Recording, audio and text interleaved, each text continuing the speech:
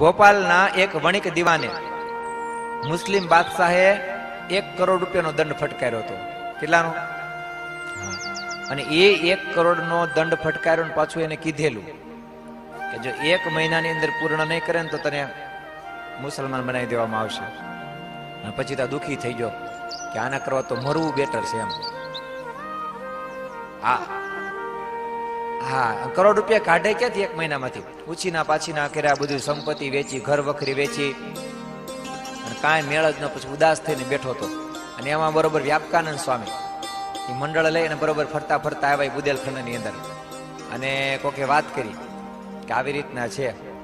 અને પછી તો આ તો રોવા મળ્યો અહીંયા જઈને કે સ્વામી મરી ગયો હો.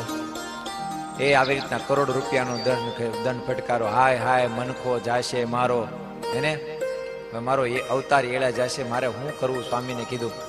ત્યારે સ્વામીએ કીધું કે એક કામ કરો, ભગવાન હવ હારાવાના કરશે, તમે સ્વામિનારાયણ જપ કરો. કીધું સારું. અને તમે ઘરના બધા જ સભ્યો જપ કરજો પાછા. અને એમ કહેવાય છે કે એને જપ ચાલુ કર્યા અને મહિનો પૂરો થવાને જે થોડી વાર હતી ને એ ભગવાન વણિકનો વેશ લઈને આવ્યા.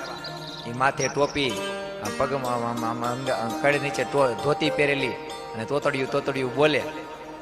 આ વાણિયા શેઠ બનીને આવ્યા, તોતડિયું બોલે.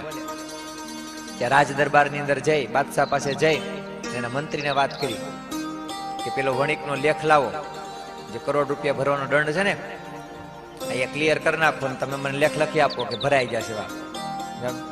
તે કીધું કોણ? એ કાંઈ તમારે નથી જોવાનું, તમારે લેખ આ પૈસા ભરપાઈ કરી દો.